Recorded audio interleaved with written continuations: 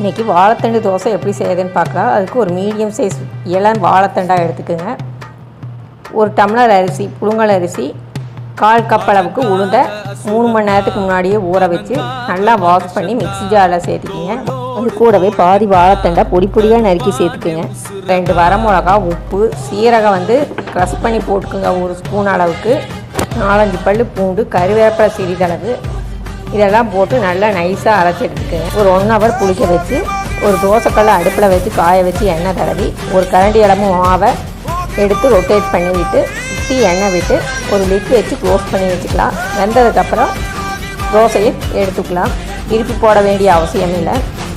இதுக்கு தக்காளி சட்னி, தேங்காய் சட்னி நல்ல காம்பினேஷனாக இருக்குது. இதில் வாழைத்தண்டோட ஃப்ளேவரோ ஸ்மெல்லோ எதுவும் இருக்காது. இதில் நார்ச்சத்து அதிகம் இருக்கும். வாழைத்தண்டு பொரியல் நிறையா பேருக்கு பிடிக்காது. அவங்க இந்த மாதிரி செஞ்சு சாப்பிட்லாம். டேஸ்ட்டாக இருக்கும்.